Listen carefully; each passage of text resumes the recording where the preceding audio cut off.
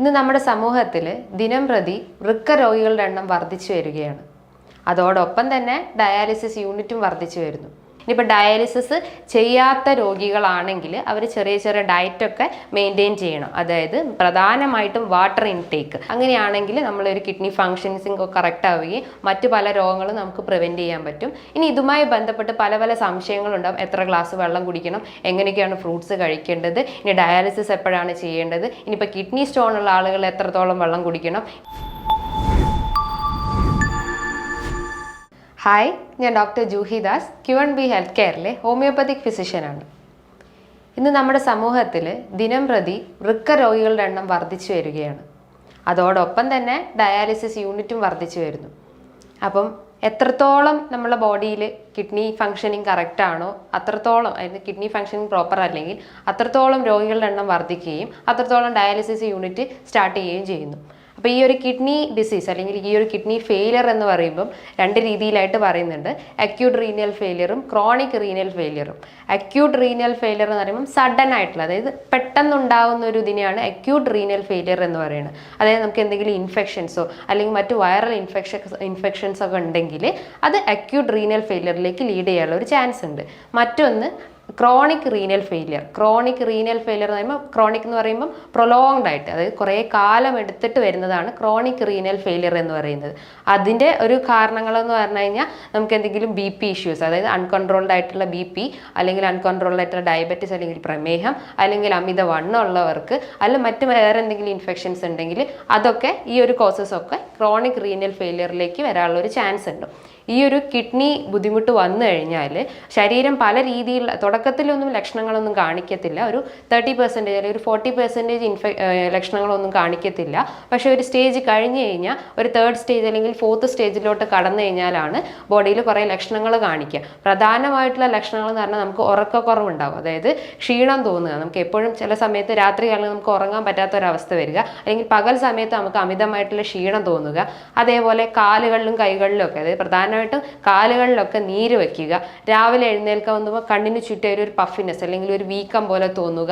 അതേപോലെ തന്നെ മൂത്രം നോക്കുകയാണെങ്കിൽ മൂത്രത്തിൽ പത നിറയുക, അല്ലെങ്കിൽ ചിലർക്ക് അതിൽ വേറെ എന്തെങ്കിലും UTI പോലത്തെ ഇൻഫെക്ഷൻസ് ഉണ്ടെങ്കിൽ അവർക്ക് ബ്ലഡ് വരാനുള്ള ഒരു ചാൻസ് ഉണ്ട്. അല്ലെങ്കിൽ ക്രിയാറ്റിൻ ബുദ്ധിമുട്ടുണ്ടെങ്കിൽ പത നിറയാനുള്ള ഒരു ബുദ്ധിമുട്ടുണ്ട്. അതേപോലെ തന്നെ നമുക്ക് മൂത്രം ഒഴിക്കാനുള്ള ഒരു ബുദ്ധിമുട്ടുണ്ട്. ഇടയ്ക്കിടയ്ക്ക് മൂത്രം ഒഴിക്കാനുള്ള ഒരു ടെൻഡൻസി വരിക, ഓവറായിട്ട് നമുക്ക് ക്ഷീണം വരിക. അതുപോലെ സ്കിന്ന് നോക്കുമ്പോൾ സ്കിന്നിൽ കൂടുതലായിട്ടും ഡിസ്കളറേഷൻ ഉണ്ടാവുക, അതായത് ഡാർക്ക് കളർ ഉണ്ടാവുക. അതേപോലെ കൂടുതലായിട്ട് ചൊറിച്ചിലുണ്ടാവുക, ഡ്രൈനെസ് ഉണ്ടാവുക.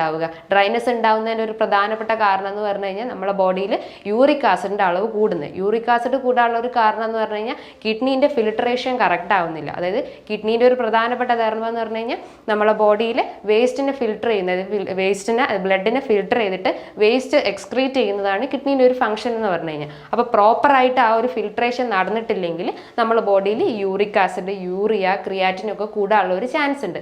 ക്രിയാറ്റിൻ എന്ന് പറഞ്ഞു കഴിഞ്ഞാൽ ക്രിയാറ്റിൻ എന്ന് പറഞ്ഞിട്ടുള്ള ആ ഒരു പ്രോട്ടീൻ്റെ വേസ്റ്റ് പ്രൊഡക്റ്റ് ആണ്. അതായത് നമ്മുടെ ബോഡിയിൽ പ്രോട്ടീൻ ഉൽപ്പാദിപ്പിക്കുന്ന ഒരു ക്രിയാറ്റിൻ, ആ ക്രിയാറ്റിൻ്റെ ഒരു വേസ്റ്റ് പ്രൊഡക്റ്റ് ആണ് ഈ ക്രിയാറ്റിനിൻ എന്ന് പറഞ്ഞു കഴിഞ്ഞാൽ. ഈ ക്രിയാറ്റിൻ നോർമൽ എന്ന് പറയുമ്പോൾ ഏകദേശം 0.2 മുതൽ 1.2 വരെയാണ് ഒരു നോർമൽ റേഞ്ച് എന്ന് പറയുന്നത്. ഇത്തരം വേസ്റ്റ് പ്രൊഡക്റ്റ്, അതായത് യൂറിക് ആസിഡ്, ക്രിയാറ്റിനിൻ, യൂറിയ, ഇത്തരം വേസ്റ്റ് പ്രൊഡക്ട്സ് കൂടുമ്പോഴാണ് നമ്മൾ കിഡ്നീനെ ഒരു ഡാമേജ് അല്ലെങ്കിൽ ഒരു ഫിൽട്രേഷൻ കറക്റ്റ് ആവാത്ത ഒരവസ്ഥ വരുന്നത്. അതോടൊപ്പം തന്നെ മറ്റ് പ്രധാനപ്പെട്ട കാരണങ്ങൾ എന്ന് പറഞ്ഞാൽ നമ്മൾ കൂടുതലായിട്ട് മെഡിക്കേഷൻസ്, അതായത് മറ്റെന്തെങ്കിലും അസുഖത്തിന് നമ്മൾ കൂടുതലായിട്ട് എന്തെങ്കിലും ഡ്രഗ്സ് അല്ലെങ്കിൽ മെഡിസിൻസ് ഒക്കെ യൂസ് ചെയ്യുകയാണെങ്കിലും അത് കിഡ്നീനെ ഡാമേജ് ചെയ്യാനുള്ള ഒരു ചാൻസ് ഉണ്ട്. അതേപോലെ തന്നെ നമ്മൾ BP കൺട്രോൾഡ് അല്ലെങ്കിൽ, നമുക്കറിയാം കിഡ്നീൻ്റെ ഒരു പ്രധാനപ്പെട്ട ഫംഗ്ഷൻ എന്ന് പറഞ്ഞു കഴിഞ്ഞാൽ BP റെഗുലേറ്റ്, ബ്ലഡ് പ്രഷറിനെ റെഗുലേറ്റ് ചെയ്യുന്നതാണ് കിഡ്നീൻ്റെ ഒരു പ്രധാനപ്പെട്ട ഫംഗ്ഷൻ. അപ്പം ചിലർക്ക് ഹൈപ്പർ ടെൻഷൻ ആവാം അല്ലെങ്കിൽ ഹൈപ്പോ ടെൻഷൻ ആവാം. ഒരു അൺകൺട്രോൾഡ് BP ആണെങ്കിലും ഈ ഒരു കിഡ്നി ഡിസീസ് വരാനുള്ള ഒരു ചാൻസ് ഉണ്ട്. അതേപോലെ തന്നെ ഡയബറ്റിസ്, പ്രമേഹമുള്ള രോഗികളിലും കിഡ്നി ഡിസീസ് വരാനുള്ള ഒരു ചാൻസ് ഉണ്ട്. പ്രമേഹം എന്ന് പറഞ്ഞു കഴിഞ്ഞാൽ നമ്മളെ ബോഡിയിൽ രക്തത്തിൽ പഞ്ചസാരേൻ്റെ അളവ് കൂടുന്ന ഒരു അവസ്ഥയാണ്. അപ്പോൾ ഈ ഒരു കിഡ്നീൻ്റെ അകത്ത് ഗ്ലോമറുല എന്ന് പറഞ്ഞിട്ടുള്ള ഒരു അരിപ്പ പോലത്തെ ഒരു സ്ട്രക്ചർ ഉണ്ട്. ഈ ഒരു സ്ട്രക്ചറിലൂടെ യൂഷ്വലി ഗ്ലൂക്കോസും പ്രോട്ടീൻസും ഒന്നും പോകാറില്ല. അപ്പം നമ്മളെ ബോഡിയിൽ കൂടുതലായിട്ടും ഈ ഒരു ബ്ലഡിൽ ഗ്ലൂക്കോസ് കൂടുമ്പം ഈ ഒരു സ്ട്രക്ചറിലൂടെ ഈ ഒരു ഷുഗർ മോളിക്യൂൾസ് പോവുകയും അങ്ങനെ ആ ഒരു ഫിൽട്രേഷൻ പ്രോസസ്സ് കറക്റ്റ് ആവുകയും ആ ഒരു കിഡ്നി ഫെയിലിയറിലേക്ക് അത് ലീഡ് ചെയ്യാനുള്ള ഒരു ചാൻസ് ഉണ്ട്. അതേപോലെ തന്നെ പ്രധാനപ്പെട്ട ലക്ഷണങ്ങളാണ് അമിതമായിട്ടുള്ള ക്ഷീണം, അല്ലെങ്കിൽ കുറച്ച് നടക്കും നമുക്കൊരു കിതപ്പ് തോന്നുക, അല്ലെങ്കിൽ പെട്ടെന്ന് ഇരിക്കാനുള്ള ഒരു ടെൻഡൻസി വരിക, അതേപോലെ തന്നെ കൈകാലുകളിലൊക്കെ നീര് വെക്കുക, അതുപോലെ നടുവേദന ഉണ്ടാവുക, എല്ലാ പേശികളിലും അല്ലെങ്കിൽ മസിൽസിലൊക്കെ ഭയങ്കര പെയിൻ ഉണ്ടാവുക, ജോയിൻസിനൊക്കെ ഭയങ്കര ഒരു മൂവ്മെൻറ്റ് റെസ്ട്രിക്റ്റഡ് ആയിട്ട് തോന്നുക, അല്ലെങ്കിൽ ജോയിൻസിനൊക്കെ ഒരു വേദന ഉണ്ടാവുക, അമിതമായിട്ട് മൂത്രശങ്ക ഉണ്ടാവുക, മൂത്രത്തിൽ പത നിറയുക, സ്കിന്നിലൊക്കെ ഡിസ്കളറേഷൻസ് ഉണ്ടാവുക, അത് കൂടുതലായിട്ട് ക്ഷീണം തോന്നുക, വെയിറ്റ് കുറയുക, ഇതൊക്കെയാണ് ഈ ഒരു കിഡ്നി ഫെയിലിയർ അല്ലെങ്കിൽ കിഡ്നി ഡാമേജ് ആയെന്ന് ശരീരം കാണിച്ചു തരുന്ന ലക്ഷണങ്ങൾ. ഇനിയിപ്പോൾ ഈ ഒരു കിഡ്നി എത്രത്തോളം ഫങ്ഷനിങ് ആണെന്ന് നോക്കാൻ വേണ്ടിയിട്ട് നമുക്കൊരു റീനൽ ഫങ്ഷൻ ടെസ്റ്റ് ചെയ്യാം. അതൊരു ബ്ലഡ് ടെസ്റ്റ് ആണ്. ഇന്ന് എല്ലാ ലാബിലും ഈ ഒരു ടെസ്റ്റ് അവൈലബിൾ ആണ്. അപ്പോൾ ഈ ഒരു റീനൽ ഫങ്ഷൻ ടെസ്റ്റ് അല്ലെങ്കിൽ കിഡ്നി ഫങ്ഷൻ ടെസ്റ്റ് ചെയ്ത് കഴിഞ്ഞാൽ അതിൽ എത്രത്തോളം കിഡ്നി ഡാമേജ് ആയിട്ടുണ്ട്, എത്രത്തോളം നമ്മുടെ ബോഡിയിൽ വേസ്റ്റ് പ്രൊഡക്റ്റ് ഉണ്ട് എന്നറിയാൻ സഹായിക്കും. ഇതിനകത്ത് പ്രധാനപ്പെട്ടും യൂറിയ, യൂറിക് ആസിഡ്, ക്രിയാറ്റിനിൻ, ഈ 3 വാല്യൂസ് ആണ് ഇതിൻ്റെ അകത്ത്, 3 ഫാക്ടേഴ്സ് ആണ് ഇതിൻ്റെ അകത്തുള്ളത്. ഇതിൻ്റെ അകത്ത് എന്തെങ്കിലും വാല്യൂസ് വേരി ചെയ്യുമ്പോഴാണ് നമ്മുടെ ബോഡിയിൽ എത്രത്തോളം ആ ഒരു കിഡ്നി ഡാമേജ് ആയി എന്ന് അറിയാൻ സഹായിക്കുന്നത്. യൂറിക് ആസിഡ് കൂടിക്കഴിഞ്ഞാലാണ് ഗൗട്ടി, ആർത്രൈറ്റിസ് പോലത്തെ അസുഖങ്ങൾ വരുന്നത്. അതായത് നമ്മളെ ജോയിൻസിലൊക്കെ കൂടുതലായിട്ടും ക്രിസ്റ്റൽസ് ഡെപ്പോസിറ്റ് ചെയ്തിട്ട് അവിടെ നീര് വെക്കുകയും അല്ലെങ്കിൽ മൂവ്മെൻറ്റ്സ് ഒക്കെ റെസ്ട്രിക്റ്റ് ചെയ്തിട്ട് പെയിൻ വരികയും ചെയ്യും. അതാണ് യൂറിക് ആസിഡ് കൂടിക്കഴിഞ്ഞാലുള്ള ഒരു അവസ്ഥ. ക്രിയാറ്റിനിൻ കൂടിക്കഴിഞ്ഞാലാണ് ഈ യൂറിൻ്റെ അകത്ത് പത നിറയുന്നതും അമിതമായിട്ടുള്ള മൂത്രശങ്കി അല്ലെങ്കിൽ ഓക്കാനം, ഛർദി അല്ലെങ്കിൽ നടുവേദന, ഇതൊക്കെ ക്രിയാറ്റിനിൻ കൂടിക്കഴിഞ്ഞാൽ ഉണ്ടാവുന്ന അവസ്ഥയാണ്. ഈ ഒരു 3 സ്ട്രക്ചറിൽ, ഐ മീൻ ഈ ഒരു 3 കണ്ടന്റിലൂടെ തന്നെ നമുക്ക് എത്രത്തോളം കിഡ്നി ഫങ്ഷനിങ് ആണെന്ന് അറിയാൻ സഹായിക്കും. നമുക്കറിയാം ഈ ഒരു കിഡ്നീൻ്റെ അകത്ത് ഒരു നേരത്തെ സ്ട്രക്ചേഴ്സ് ഉണ്ട്. അതായത് നെഫ്രോൺ എന്ന് പറഞ്ഞിട്ടുള്ള ഒരു സ്ട്രക്ചർ ഉണ്ട്. ഇതാണ് ഈ ഒരു കിഡ്നീൻ്റെ മെയിൻ ഫങ്ഷണൽ യൂണിറ്റ് എന്ന് പറഞ്ഞു കഴിഞ്ഞാൽ. ഈ ഒരു നെഫ്രോൺ നമ്മുടെ ശരീരത്തിൽ ഏകദേശം 1 to 1.5 മില്യൺ സ്ട്രക്ചേഴ്സ് വരെ ഉണ്ട്. അപ്പോൾ ഈ ഒരു നെഫ്രോണിൻ്റെ സഹായത്തോടെയാണ് നമ്മളെ ബോഡിയിൽ ഒരു ബ്ലഡിൻ്റെ ഫിൽട്രേഷൻ നടക്കുന്നതും അതിലൂടെ വേസ്റ്റ് പ്രൊഡക്റ്റ് എക്സ്ക്രീറ്റ് ചെയ്യുകയും ചെയ്യുന്നത്. അപ്പോൾ ഈ ഒരു നെഫ്രോൺസിന് എന്തെങ്കിലും ഡാമേജ് വരുന്നത്, അതായത് നെഫ്രോപ്പതി പോലത്തെ ബുദ്ധിമുട്ടൊക്കെ വരുവാണെങ്കിൽ ഈ നെഫ്രോൺസ് ഡാമേജ് ചെയ്യപ്പെടും. അപ്പോൾ കൂടുതലായിട്ടും നമ്മളെ ബോഡിയിൽ ഈ ഒരു വേസ്റ്റ് പ്രൊഡക്ട്സ് അല്ലെങ്കിൽ ആ ഒരു യൂറിൻ്റെ അകത്തൊക്കെ കൂടുതലായിട്ടും വേസ്റ്റ് പ്രൊഡക്ട്സ് ഡെവലപ്പ് ചെയ്യും. അങ്ങനെ കിഡ്നി ഫെയിലിയർ അല്ലെങ്കിൽ കിഡ്നി ഡാമേജിലേക്കൊക്കെ ലീഡ് ചെയ്യാനുള്ള ഒരു ചാൻസ് ഉണ്ട്. നമുക്കറിയാം, ഞാൻ നേരത്തെ പറഞ്ഞു, ഈ കിഡ്നി ഡാമേജ് അല്ലെങ്കിൽ വൃക്ക രോഗികൾ സമൂഹത്തിൽ വർദ്ധിച്ചു വരുന്നതിനനുസരിച്ച് ഒപ്പം തന്നെ ഈ ഒരു ഡയാലിസിസ് യൂണിറ്റും സ്റ്റാർട്ട് ചെയ്യുന്നുണ്ട്. അതായത് എത്രത്തോളം കിഡ്നി ഡാമേജ് ആയിട്ടുണ്ടോ അത്രത്തോളം നമ്മളെ സമൂഹത്തിൽ ഡയാലിസിസിൻ്റെ യൂണിറ്റ് സ്റ്റാർട്ട് ചെയ്യുന്നുണ്ട്. അപ്പോൾ ചില പേഷ്യൻസ്, അതായത് കിഡ്നീൻ്റെ ഡാമേജിനനുസരിച്ച് ഡയാലിസിസ് ചെയ്യുന്ന രോഗികളുണ്ട്, ചെയ്യാത്ത രോഗികളുണ്ട്. ഡയാലിസിസിൻ്റെ ഒരു ഫങ്ഷനിങ് എന്ന് പറഞ്ഞു കഴിഞ്ഞാൽ കിഡ്നീൻ്റെ സെയിം ഫങ്ഷൻ തന്നെ നമ്മളെ ബോഡിയിലുള്ള രക്തത്തിനെ ഫിൽട്ടർ ചെയ്തിട്ട് വേസ്റ്റ് പ്രൊഡക്ട്സിനെ റിമൂവ് ചെയ്യുന്ന ഫങ്ഷനിങ് ആണ് ഡയാലിസിസ് ആ ഒരു യൂണിറ്റ് ചെയ്യുന്നത്. ഇനിയിപ്പോൾ ഡയാലിസിസ് ചെയ്യാത്ത രോഗികളാണെങ്കിൽ അവർ ചെറിയ ചെറിയ ഡയറ്റൊക്കെ മെയിൻറ്റെയിൻ ചെയ്യണം. അതായത് പ്രധാനമായിട്ടും വാട്ടർ ഇൻടേക്ക്. അതായത് ഇതിൻ്റെ ഒരു സിംറ്റംസ് ആയിട്ട് ഞാൻ പറഞ്ഞു നേരത്തെ തന്നെ, നമ്മളെ ബോഡിയിൽ നീര് വെക്കുക എന്ന് പറഞ്ഞു. കൈകാലുകളിലൊക്കെ നീര് വെക്കുന്ന ഒരു അവസ്ഥയാണ് ഈ ഒരു കിഡ്നി ഫെയിലിയറിൻ്റെ ഒരു പ്രധാനപ്പെട്ട ലക്ഷണം എന്ന് പറഞ്ഞു. അപ്പം നമ്മളെ ബോഡിയിൽ നീര് അമിതമായിട്ടുള്ള ആളുകളാണെങ്കിൽ അവർ വാട്ടർ ഇൻടേക്ക് കുറയ്ക്കാനാണ് നോക്കേണ്ടത്. അതായത് അമിതമായിട്ടുള്ള നീര് ഉള്ള ആളുകളാണ്, നീര് വെച്ചിട്ടുള്ള ശരീരമാണെങ്കിൽ വാട്ടർ ഇൻടേക്ക് റെഡ്യൂസ് ചെയ്യുക. ഡെയിലി ഒരു 3 to 4 ഗ്ലാസ് മാത്രമേ നമ്മൾ കുടിക്കാൻ പാടുള്ളൂ.